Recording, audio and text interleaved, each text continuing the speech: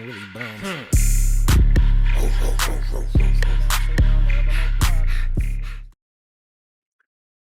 All right, so this is Los Angeles in the 1940s. If you notice, you can see more white people than you can see black people. Black people are sprinkled in here. In the 1940s, segregation was abound. So if you were black, you couldn't get service at a counter. You had to perhaps ride in the back of the bus. Now, especially in the South, in the southern states, absolutely this was true. In Los Angeles, it was also true, but it wasn't, I guess, as overt as it was in the South. Okay, let's make that distinction. But blacks couldn't sit at counters, couldn't get service. If you were a black entertainer in the 1940s, you had to enter from the back. You couldn't enter from the front where all the other patrons. You couldn't sit at the finest restaurants. Paul Revere Williams, who was an architect in the 1940s, and I mean he lived during the 1940s, but the bulk of his career, I guess his career started in the 1940s. He died in 1980. Like he suffered under segregation, discrimination, prejudice, and as a black man, he couldn't.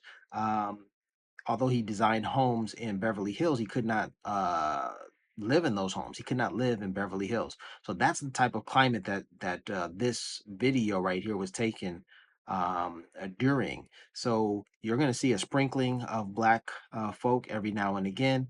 The police officer is certainly going to be white. The police officers are certainly going to be white. What I think is interesting about this police officer is I would guess that at this time he was probably 35 years of age. He's got kind of a pot belly, and you know, police officers like police officers are supposed to be ready to run and and chase criminals. That guy doesn't look like he's ready to do any of that. Anyhow, um the fact that they captured on film this conversation is really interesting. Like, I'm so curious. What were these guys talking about? Hey, Bill, how's the wife and kids? Oh, just fine, Joe. Okay, good to see you. All right, have a nice day. I had to cut this short. I had to truncate the conversation, but you get the point. This is a really fascinating video, but it doesn't highlight, it doesn't show, what was really going on or really bad at that time. Racism, segregation was big. It didn't matter if you, I'm not complaining and saying, oh, this was a terrible thing, only for the blacks. No, it was true for black. Now look at this. Someone was checking that lady. That woman is either a grandmother or great grandmother now. Someone was checking her out in that video footage, man. My goodness. Um, Police officer smoking a cigarette on duty? Really? Wow. This is just fascinating stuff. Times were completely different, right? But then again, the idea that police officers have tattoos, that that I think would be a comparable thing, with today's police officers, tattoos. You would think, oh, that's taboo. Oh, that's something, out there. Seeing a policeman smoking, it's probably something comparable. Hey, there's a black woman. Someone's grandmother just entered into the frame. All right, check her out. She's looking this way. He's looking this way. The police officer. So these are my thoughts from watching this video. It's interesting. Um, you can find anything to be angry about.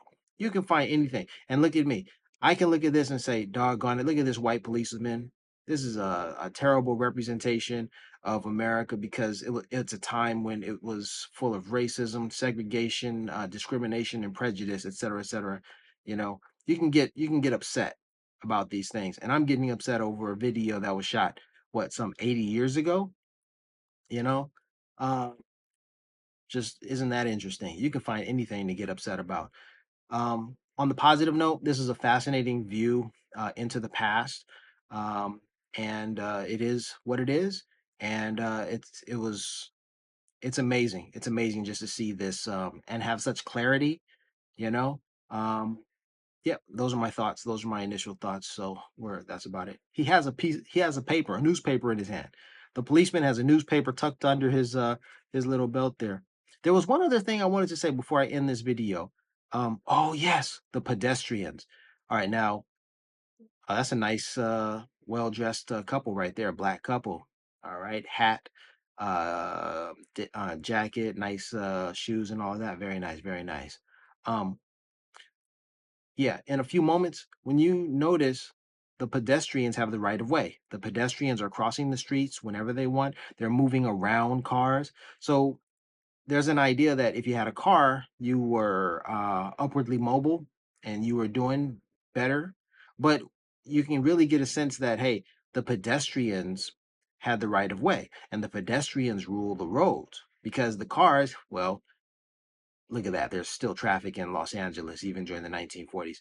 Traffic, traffic, traffic. My goodness. But you can look, this is what I'm talking about. The people are walking at any given moment, just entering the crosswalk.